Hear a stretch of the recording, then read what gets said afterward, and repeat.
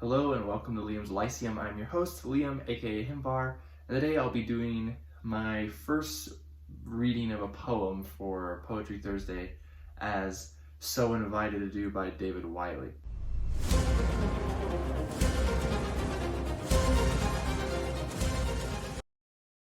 So I wanted to do just a quick poem that only has 2 stanzas by William Morris.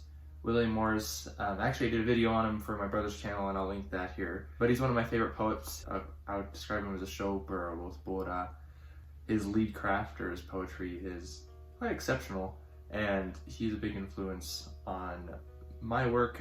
Oftentimes when I write my own poetry, which I'll probably share some other time, I get inspired specifically by poems. So like I'll read a poem, like I want to write a poem based off of this poem. That inspiration shows itself in multiple ways, but it's just always fun. And anyway, sorry if I sound a little weird. I'm a little under the weather actually, so let me just read this real quick and then discuss it a little bit. I also want to talk about something else afterwards. So this is called the South-Welsh Lay. This is not a poem, I believe, that's been published anywhere besides in a novel called The House of the Wolfings. I have an old copy of this. This is a book that's available in the public domain, so if you do want to read the whole book, you can just go ahead and download it on Kindle for free. The poem itself is also easily found online. I think I'll probably find it somewhere and link it below. Again, it's only 2 verses, and so I'll just get right into it. Have you not heard of the ways of weird, how the folk fared forth far away from the north? And as light as one wendeth, whereas the wood endeth, when of naught is our need, and none telleth our deed. So Rodgeir unwearied, and Reidfari wan, the town where none tarried, the shield-shaking man. All lonely the street there, and void was the way, and naught hindered our feet, but the dead men that lay under shield in the lanes of the houses heavens high, all the ring-bearing swains that abode there to die. Glistening of gold did men's eyen behold, shook the pale sword o'er the unspoken word. No man draw nigh us with weapon to try us, for the Welsh-wrought shield lay low on the field. By man's hand unbuilded all seemed there to be, the walls ruddy gilded, the pearls of the sea. Yea, all things were dead there save pillar and wall, but they lived and they said as the song of the hall. The deer hall left to perish by men of the land, for the Goth folk to cherish with the gold gaining hand. So as far as rhyme goes and meter, I feel like Morris is pretty good. So I will clarify that this story is about essentially Goths. So they lived in continental Europe in late antiquity, early medieval times. And this, when they say the South-Welsh Lay, I don't believe they're talking about a poem from Wales. So this is, Welsh comes from an Old English word that, it means foreigner, basically. So this is a foreign poem, a foreign lay. Now that being said, I don't know if it's Germanic, because in some ways this foreigner meant non-Germanic, or in other cases why the Welsh are called the Welsh in English is because they're not Anglo-Saxons. I don't know. This story does deal with Goths and Romans, if I'm remembering correctly. It's a little hard to understand. I know that later books deal with the Huns more so, but if I remember correctly, this is Romans or some group that's similar to them. There's just a few words. So Morris uses archaism, I would say, very well. You can actually see this influence on Tolkien. This is a literary thing in the first place, but this is highly archaic. And honestly, if you read the story, there's a good chunk of it. Like a big portion of this book is just poetry. It's not even prose, and it's freaking fantastic. I love The House of Wolfings. It's not too long. It's easy to read. I'm still in the middle of the sequel, and I'm not enjoying it as much. And that's partially. I mean, the prose is nice and archaic as well, but it's prose, and I love reading Morris's poetry. So we have some words here I just thought I'd clarify if you wanted a little bit of clarification. So like in the second line of the ways of weird, weird is fate. Okay, that's what it originally meant, basically like fate, history, things along those lines. So for example, like a historian in Old English would have been called a weird litera, which is a weird writer. There's also some names thrown in here, like Reidfari and Rodgeir, which are just some Germanic names he made up. And then swains are young men. In some literary senses it means lovers. In this case, I believe it's talking about young men who died fighting. And there's one thing he uses that is, it's not only an archaism, it's just like, it's not one I ever really see anywhere. And I'll explain this one a little bit too.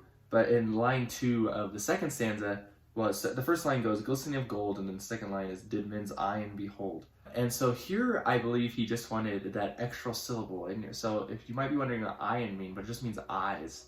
And of course, eas is probably similar or closer to what we would have originally pronounced eyes like, or at least a couple centuries ago, or a little time before Shakespeare. As you're probably aware, English is a little weird, and we have multiple ways of making something a plural. The only thing we use nowadays is by adding an S on the end, but back in the day there was several ways to make a plural, and actually in the Middle English time, one of the most popular ways to do that was the N ending.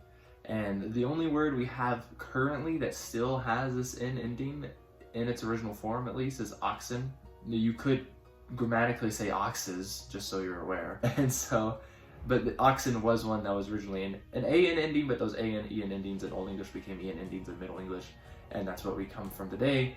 But words like eyes used to be eyen, houses used to be housen, foes used to be foen, and some other ones. I think shoes might have been an ending. And you can also see it as related to, there used to be other endings, like an RE, RU, some other plural endings. So for example, that since an EN ending was popular, that kind of like got substituted or added and kind of became double plurals. Now this is kind of off topic, but this is just kind of where my mind goes. So you have things like brethren, you have children, iron. So brethren was not originally an EN word, but they liked it, and so they added an EN onto it. Children was originally childer, which would probably look more familiar to those familiar with some more Germanic languages, like the High German word for children is kinder, which looks a lot more like childer in my mind. And so we put an EN on that, children, and iron is just that's actually the native English word for eggs. That's the plural for eggs. And eggs is coming from Old Norse. There's actually a funny poem about that once. I don't know if it's a poem, actually. Some old Middle English writing, maybe I'll read that sometime. So yeah, again, I love the meter, I love the rhyme. It seems like a few lines there alliterate, so I'm not sure if it's on purpose, because it doesn't seem to be every line, though I haven't studied this all that much. But along those lines, I do want to participate more in Poetry Thursday. I'm thinking actually, since I actually have an abundance of videos, like right as of recording of this, I have several videos that won't even be coming out for the next couple weeks. I'll also be on vacation next week, so I almost certainly won't be participating in Poetry Thursday. And hopefully we'll be posting my normal Wednesday, Saturday, Monday schedule. I think after I get back from vacation, I'd like to start posting Thursday and Friday. So not every week. Some weeks I think I'll be posting Thursdays and participating in Poetry Thursday. Other weeks I'll be posting on Fridays. Maybe I'll go a few weeks without participating in Poetry Thursdays. It really depends on what I have time for and what videos I have that need to go up. And so, but that's just what my schedule will be going forward, if anyone cares to know. But again, I'll be on vacation next week, so it'll just be my normal Wednesday, Saturday, and Monday videos. But hopefully I'll get in with more poetry, more reviews, more discussions. But thank you for watching. What did you think of this poem? Have you read anything by William Morris? If you want to know more about William Morris, again, I have a video that I linked earlier, and Philip Chase, who's on BookTube, did his dissertation on William Morris. I've read some of it, I haven't finished it, and if you really want to know more about him, I would talk to him rather than talk to me, honestly, but maybe he doesn't have time to. So you can talk to me if you can't get a hold of him, though I'm sure he'd love to talk to you about Morris as well. So anyways, this has been Liam with Liam's Lyceum. Until next time.